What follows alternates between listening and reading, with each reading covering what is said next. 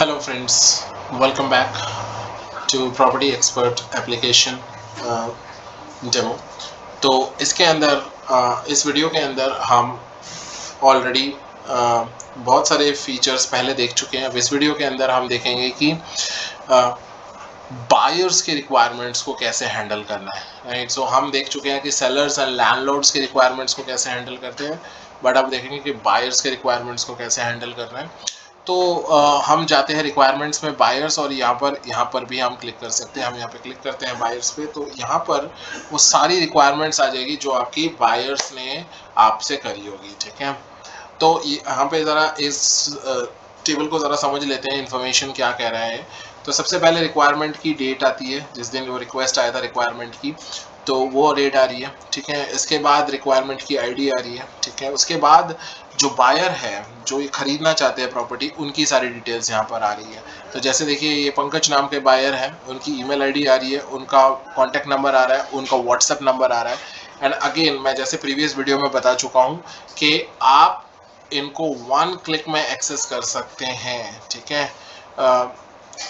इनको one click में, मतलब यहाँ पे आपको कुछ भी व्हाट्सएप पे जाके नंबर सेव नहीं करना है और फिर आप इनको कांटेक्ट करें। अगर आप क्लिक करेंगे तो सीधा वो ही आपके व्हाट्सएप पे ये ओपन हो जाएगा। देखिए, अभी मुझे व्हाट्सएप ओपन करने के लिए कह रहा है।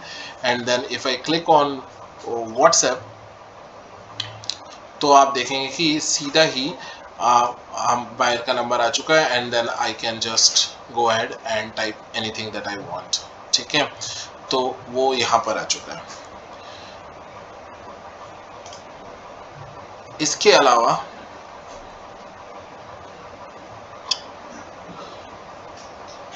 एंड क्लिक टू चैट, यहाँ पर ही आ रहा था ना, तो ये हाँ बिल्कुल सही।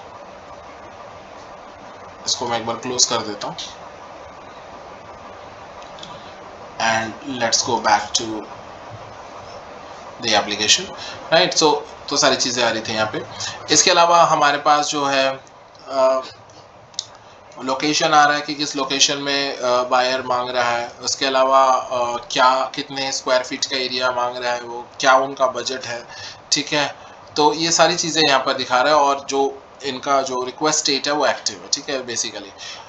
बट इसके अंदर सबसे अच्छी चीज़ क्या है कि ये जो एप्लीकेशन है, इसके अंदर आप तो एज अ लैंडलॉर्ड, अगर आपको कुछ सजेस्ट करना है टू द बायर, ठीक है, कोई प्रॉपर्टी सजेस्ट करनी है, तो आप करेंगे ही।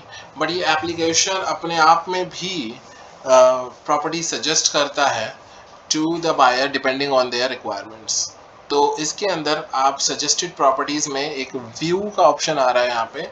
तो हर केस में नहीं होगा, जिसमें एक्चुअली में कोई प्रॉपर्टी मिलती जुलती होगी तो वही रिकमेंड की जाएगी, ठीक है, सजेस्ट किया जाएगा by the application. Application suggest करता है बायर को। और तो ये सजेशंस कहाँ पर आता है, ये बायर के डैशबोर्ड में आएगा, ठीक है। तो बायर का अपना डैशबोर्ड होगा, तो वहाँ पे भी वो देख सकता है कि कौन से सजेस्टेड प्रॉपर्टीज़ है। और वही सेम डेटा जो है वो एडमिन के डैशबोर्ड में भी दिखेगा कि जो एप्लीकेशन है, उन्होंने जो एप्लीकेशन है उसने कौन सी प्रॉपर्टीज़ को सजेस्ट किया है बायर के, ठीक है। तो अगर मैं इसमें व्यू पे जाऊं, तो देखिए ये जो प्रॉपर्टी है ये सजेस्ट करा है, एप्लीकेशन ने खुद सजेस्ट किया है, लैंडलॉर्ड ने सजेस्ट नहीं किया, एप्लीकेशन खुद ही सजेस्ट कर रहा है टू द बायर, ठीक है। अब वो सजेस्ट कैसे कर रहा है, थोड़ा सा इसके अंदर सिमिलैरिटीज देख लेते हैं किस हिसाब से सजेशन है। देखिए, यहाँ पे बायर की रिक्वायरमेंट क्या है। बायर की रिक्वायरमेंट है कि एक हाउस चाहिए जो रोहिणी सेक्टर 18 में चाहिए, और उनका बजट जो है वो 1 करोड़ के आसपास है। तो अगर आप देखोगे कि यहाँ पर जो सजेस्टेड प्रॉपर्टी है वो भी कुछ ऐसा ही है। एक हाउस है, ऑलरेडी अवेलेबल है, एक्चुअली में अवेलेबल है, जो कि रोहिणी सेक्टर 18 में है, और जो कि अभी सेल पे अवेलेबल है 95 लाख के, ठीक है ना। तो इसलिए ये प्रॉपर्टी जो है वो सजेस्ट करी गई है। इस प्रॉपर्टी को हम चेक भी कर सकते हैं फ्रंट एंड पे। तो यहाँ पे आप देखेंगे कि ये जो प्रॉपर्टी है, इस प्रॉपर्टी को सजेस्ट किया गया है बायर को by the application itself, right.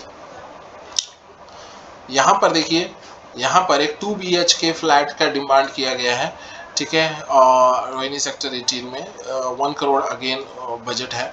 तो इस केस में देखिए, इस केस में कोई भी सजेस्टेड प्रॉपर्टी नहीं है, यानी कि इस टाइप की कोई 2 BHK इसी सेम लोकेशन में से ऑलमोस्ट सेम प्राइस में अवेलेबल नहीं है, ठीक है, तो वो नहीं सजेस्ट किया गया।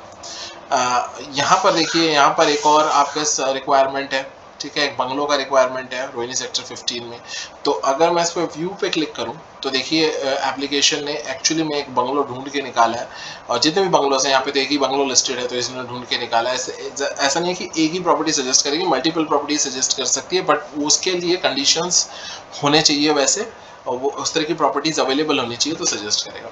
तो यहाँ पर देखिए एक बंगलो है जो रोहिणी सेक्टर 15 में है, ठीक है, प्राइस उसका ज़्यादा है, 1 करोड़ 90 लाख है, बट यहाँ पर जो सजेशन दी गई है वो दिया गया है type of property and the locations, ठीक है।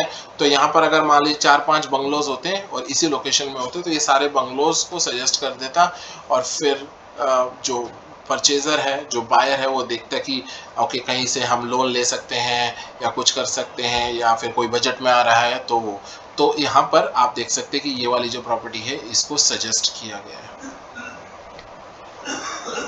ठीक है। तो ये यहाँ पर सजेशन में आ रहा है। तो इस तरीके से आप जो है अपने बायर्स के रिक्वायरमेंट्स को चेक कर सकते हैं, उनको कांटेक्ट कर सकते हैं, और एप्लीकेशन तो सजेस्ट उनको कर ही रहा है। अभी मैं आपको दिखाता हूं कि जो बायर है उनके अकाउंट में लॉगिन करके मैं आपको दिखाता हूं कि ऐसे ही सजेशन उनके अकाउंट में भी आया होगा। तो मैं यहाँ पर लॉग आउट कर देता हूँ एंड देन मैं लॉग इन करता हूँ।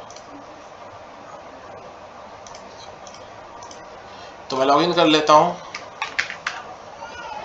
पंकज,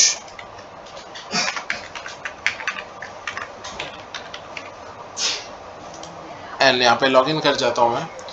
एंड जब मैं लॉग इन करता हूँ तो ये डैशबोर्ड आपने पहले भी देखा होगा, आपने अगर प्रीवियस वीडियोस देखी है तो आपको पता है, ठीक है, नहीं देखी है तो आप प्लीज़ जाके चेक कर सकते हैं। तो यहाँ पर देखिए कुछ बाय रिक्वायरमेंट्स पंकज ने डाली है पहले, ठीक है, तो वहाँ पे क्लिक करते हैं बाय पे।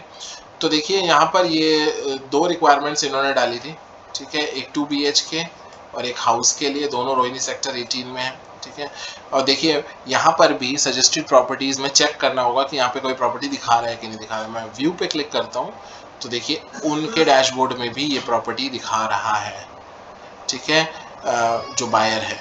और उनको अगर डिटेल में देखना है तो इस व्यू पे क्लिक करेंगे, नेक्स्ट विंडो पे वो प्रॉपर्टी भी ओपन हो जाएगी जो कि एप्लीकेशन उसको सजेस्ट कर रहा है, ठीक है।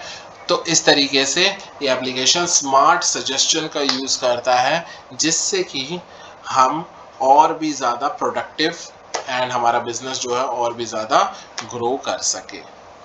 So all the landlords, landlords कह रहा हूँ, और द प्रॉपर्टी डीलर्स भाइयों, अगर आपको ये एप्लीकेशन पसंद आ रहा है तो आप हमें कांटेक्ट कर सकते हैं। हमारे जो कांटेक्ट इन्फॉर्मेशन है वो वीडियो डिस्क्रिप्शन में आपको मिल जाएगा, एंड आप इस एप्लीकेशन को यूज़ कर पाएंगे और अपने प्रॉपर्टी डीलिंग बिजनेस को डिजिटलाइज करके ग्रो कर सकते हैं। Well, thank you so much for watching. इसके नेक्स्ट वीडियो में हम एडमिन डैशबोर्ड के और भी फीचर्स को चेक करेंगे। Thank you so much.